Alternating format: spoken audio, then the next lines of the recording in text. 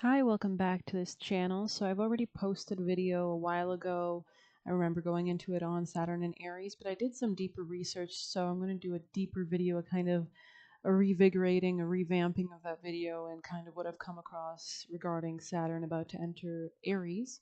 And this will definitely impact you deeper if you have Saturn and Aries in your chart. This will be a Saturn return for you, so I think it's extra vital that you understand the kind of lessons that you're going to be forced to basically come across right now. So I'll just dive in right away.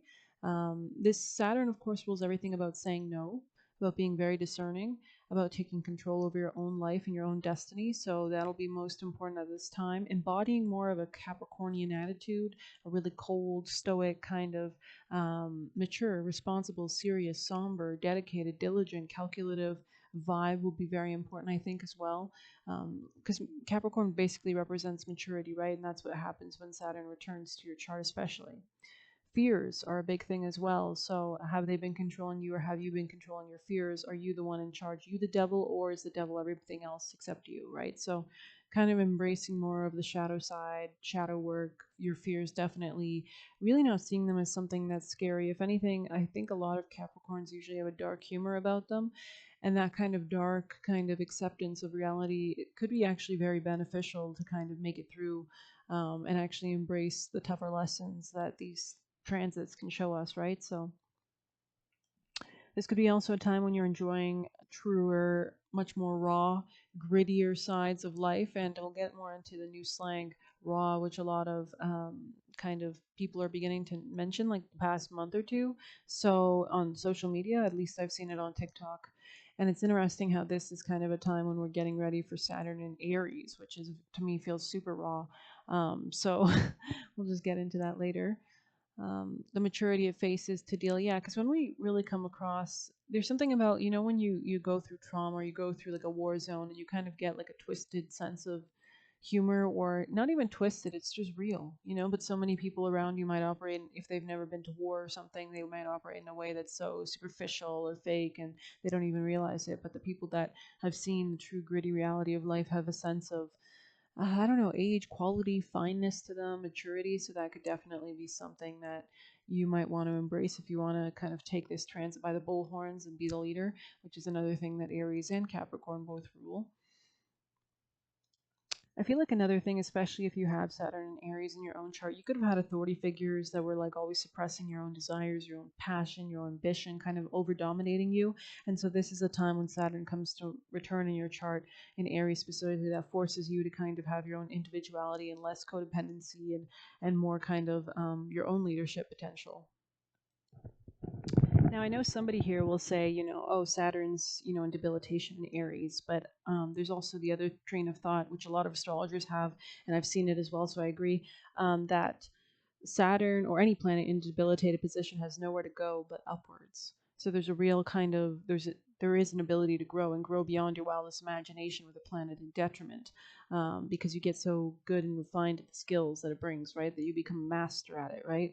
Versus a planet in exaltation where it's too easy, so you kind of just revert and you go. You can even get lost in your kind of ease, and there's a lack of strength and growth. And a great example of this is the first president of the United States, right? When the United States was forming out of a civil war, war of independence, or whatever, George Washington, or whatever.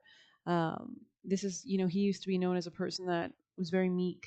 Was very kind of. I think he's a Pisces, but like didn't have this kind of gumption, didn't have this drive. So he brought in a Capricorn actually to help him come into power, which is interesting. So you might be meeting a lot more Saturnian types, older people, people that want to guide you towards more of a serious view on reality.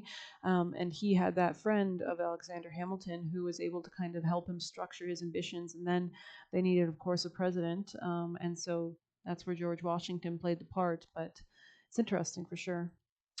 This is also a great time to check what other planets can join or aspect your own Saturn in your chart. Like if you have anything close to 0 degrees, that could be really relevant or prominent. You could notice, especially like let's for example say Venus. You might notice there's huge shifts or like maturity that needs to come in regards to relationships. If it's Pluto, it could be how you give your power away or how you can take your power back. Things like that. Mars, your energy in general. So This can also be about, if it's your sun, your ego, yourself, your moon. It could be your mindset, your emotions. How do you process those things? Are you, can you face things with a sense of sober reality and still embrace it, still enjoy it? Because I feel like if we ever notice Capricorns, they're usually the type to enjoy or at least embrace the darker realities. I mean, yes, you can have Capricorns that are totally different than what I'm saying based on other transits in their chart, let's say. Um, but I'm just talking about the archetype in general. So boundaries will be extremely big at this time. Being a stern judge of the house Saturn rules in your chart will be vital, right? Because you kind of want to embody this kind of energy of being the controller. Upcoming Saturn transit into Aries, I think, will show us how important it is that we put our own selves first. So, this is not codependent energy, like I said, at the end of the day. Mars rules Aries and is very action oriented, but also fierce, not taking shit from anyone type of attitude. So, I think somebody else that I noticed had this was Jennifer Aniston. And you can see that she kind of had that level of like codependency with Brad Pitt. And then after that, she kind of was known as this kind of bachelorette type archetype in Hollywood. So it's interesting how much her own personality had changed. I think another person I saw was Nicole Kidman, and she was also known to have like a messy divorce with Tom Cruise, who was apparently extremely controlling, and she came more into her power. And I think some of the later roles she took, if I remember from when I've seen movies like The Golden Compass, that's a very stoic character I believe she played there. Um, and when we're kids, we think of them as the villains, but when we get older, it's like actually you're not the villain. You're actually very talented. You know what I mean? So another thing I wrote was really using the power and drive of ambition and energy of Mars to push forward in a mature, measured, structured, responsible way in regards to something. So really stoking the fire and understanding how we can structure more of this drive and passion into our life on an ongoing basis. This can also be a time when authority figures, which is what Saturn rules, become more aggressive. So we might be noticing this in our own lives in general, like everybody could be noticing this. Saturn rules governments as well. Um, but this could really just be teaching us about where we put our energy and what we give our energy to. If we're going to allow our energy to be sucked into some kind of conflict or to be used or controlled by someone in authority. So this could be a time when you're really structuring your energy more well, having better work-life balance, or where do you being very much more cognizant of where you're actually investing your energy or how you're investing your energy into what, because Mars rules energy. And Capricorn is kind of the severing, it's like the Grim Reaper. So he'll cut off things that are not a good use of your energy as well. So whatever house that Saturn is in Aries in your chart, or wherever you have Aries in your chart in general, will be getting this kind of influence by Saturn moving through there for the next little bit. Another thing that could really help is developing better like muscles, like anything to do with that kind of stuff, like eating more protein, more nutritionally dense foods, that kind of stoke that energy, realizing what kind of intake, how we can better take care of our bodies, what makes our own personal bodies feel well. If you're a gluten intolerant person, stop eating gluten.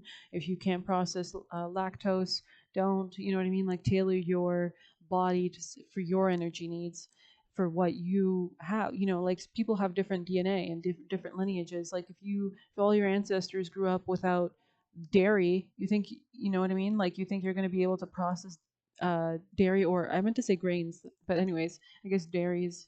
I mean, you can get immune to it, but is it going to be, I just feel like for me, I've noticed these a lot of things, like because I have Saturn and Aries in my chart as well. So I can see all these kind of changes on how I'm focusing on my physical body, which I might not have noticed before, like allergic reactions. That's another thing. Mars rules inflammation.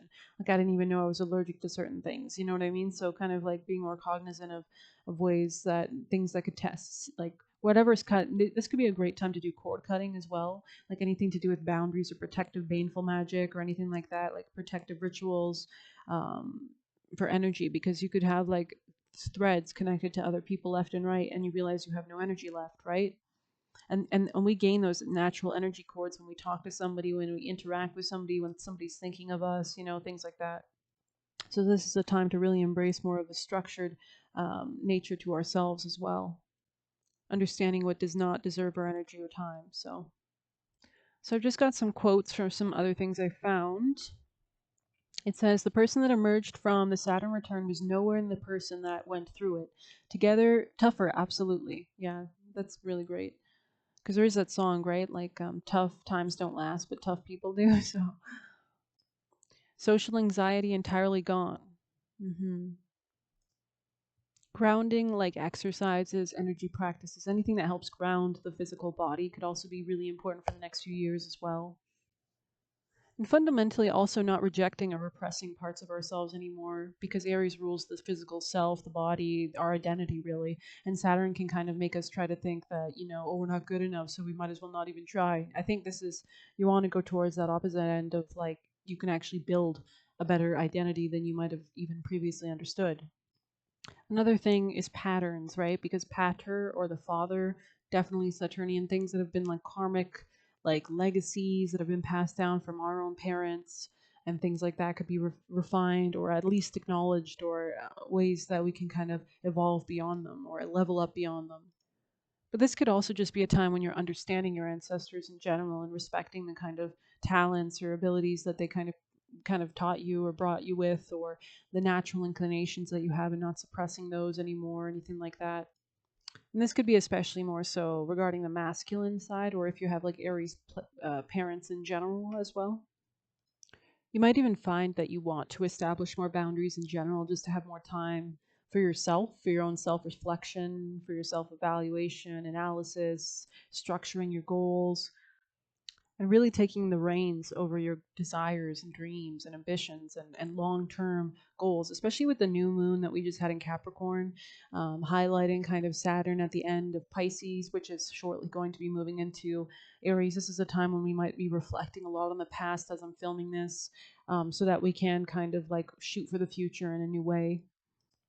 I think the main lesson is relying on yourself is probably your best bet. I mean, it's not like a bitter thing or anything. It's just the fact that at the end of the day, you were born here, you have your own purpose, and you're going to leave here. And yes, you might have a soul tribe or a soul team, and you work with them and you reincarnate with them and whatnot. But at the end of the day, it's still your path to go down, right?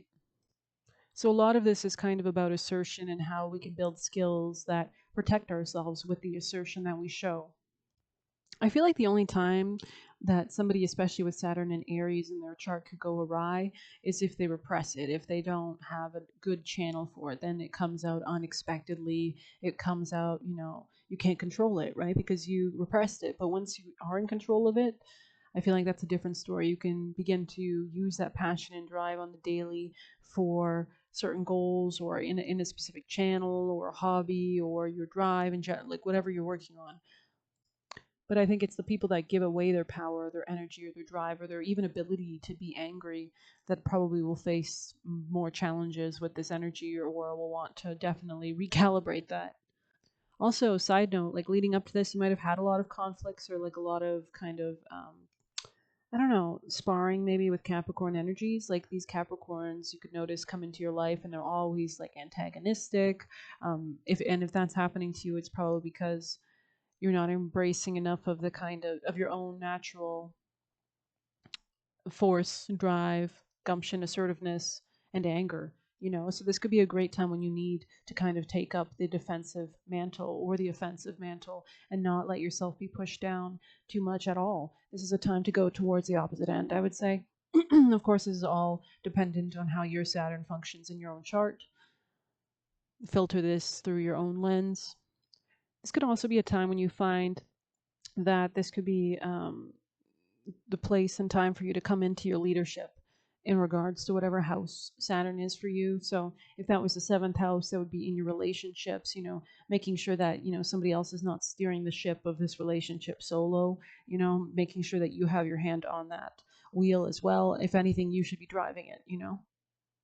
I feel like those that understand the value of boldness and the power in that are going to benefit as well. I mean, a really great quote that Haley Comet Astrology has been using lately, I think, has been pick your hard, right? Everything's hard in life. Life is hard. That's why we come here to work these things out. It's the lowest density of vibration, right? So, it's meant to feel kind of like we're being confined to the realm of time. You know what I mean? So, anyways, structure definitely could be relevant. You could be bringing more self discipline, self concept. Like this is a great time to do like vision board activity, like really start to like basically, when they do movies, they have these like they'll plot the scene before they start to film it. They'll plot what it'll look like, or the camera angle or whatever. There's something like that, but like like you are the model. What is the model? So like doing sketches or getting vision board stuff on who you want to be for the next, because Saturn basically, especially on a return, will give you a whole new chapter of life, right? So this will probably be something you're going to be investing in for the next cycle of Saturn, which is 30 years. So, where do you want to be at the end of that 30-year cycle? What do you want to have achieved? And how can we bring that more into the grounded conduit of right now? Tapping into warrior energy, like the kind of knight in shining armor, the one who's not afraid of blood and guts and gore, kind of even takes joy in it, could be relevant. Don't mean to say this in a sadistic way. I just mean to say this in a way that's authentic, right? Life isn't all sunshine, roses, and bubblegum. So, how we handle conflict could also be a big theme under this transit because that's what Aries rules, conflict. And this could also be a time when conflict, it could be beneficial for ourselves as well if we have to initiate conflict to have boundaries, for example. In the right context, anger definitely comes across as passion with the right seasoning, with the right spice, with the right angle, and it can kind of show a confidence and a kind of dynamism that people want to get a hold of, that want to follow, right? It's the leader energy. The Aries is the first zodiac sign. It's the initial endeavor, the initial beginning of something. I mean, I guess George Washington, coming back to him, is a great example because for somebody that was so kind of insecure of what I've heard of his personality, he had like a lot of war losses before this point to become the first president. I mean, that's just inspiring in itself, the underdog, right? I think this is a time when we'll learn not to put up with stuff anymore. Another thing I think could be important is less perfectionism as well. Being raw seems to be relevant, and that's exactly what I was talking about. TikTok is kind of saying this new slang in the last few months as we approach the Saturn entering Aries. The rawness of blood, guts, and glory that Aries can signify, the war, right? The war zone. It helps us build our structures and goals. It helps us acquire new land, in the typical, like when you're playing Risk, right? The leader, the commander, the one running into war for our dreams or our desires or our goals. A well armored soldier. In slang, raw means something intense, real, or powerful, often used to describe emotions, performances, or situations that feel authentic and unfiltered, right? Not being scared to show our unfiltered selves. The dictionary, sorry, definition is in a natural state, unrefined, undisguised, strongly expressed. But in a contemporary slang, it's used idiomatically to mean or more or less cool, or similarly to how hardcore would have been used in slang a few years ago. Raw means candid. So the photo was unstaged, unposed, and a real depiction of what was happening in that moment. This can also be a time when any suppressed emotions could come to the surface, especially anger. I believe that's probably one of the worst. I mean, every emotion suppressed can cause psychosomatic health issues, but anger can cause like tumors and cancers and ulcers and all sorts of tension and anxiety, and because we're not having a channel for those things. So it's important to get channels for any kind of emotion, healthy channels, whether it's an artistic endeavor, a hobby, an exercise, a business, whatever. Not allowing anyone or anything to steal this fire away, the fire that we're stoking for our dreams, for our drive, for our long term security and success. If anything, we are becoming more solidified in our force and blocking anything in its path to solid effective fruition. Becoming much more assertive could be beneficial. Either you control your world or your world controls you. Being selfish could be vitally important as well. We all come here for a purpose. If I'm not being selfish, I can't fulfill my destiny, right? Because I'm not giving myself ample time, space, or energy to do that. People are taking everything from me. I'm not able to pursue what I reincarnated here to do. So self-belief, self-power, not making yourself small anymore, becoming more confident, and really working that like an exercise, like a muscle, practicing how to become more confident and walk and talk in such a way, and yeah, understanding more of your identity, of what your passion and purpose is, really structuring your drive and energy so it's more consistent as a flow of fire or confidence as well. But I feel like just the word raw in the slang, I mean, not in the sexual context, I just mean it seems like a very important thing. And yes, Mars and Aries can rule sex life as well, of course. So that could be important to have boundaries in those areas of our life to make sure that they're not, we're not exerting all our energy towards that and having none left towards other things. But I hope you enjoyed this little short extra little bonus of Saturn in Aries as I felt it approaching us and the lessons it has already begun to teach. So thank you for being here. If you appreciate this, please hit like or subscribe. Thank you so much. You can leave a tip if you so choose as well through the Buy Me a Coffee link, but see you next time.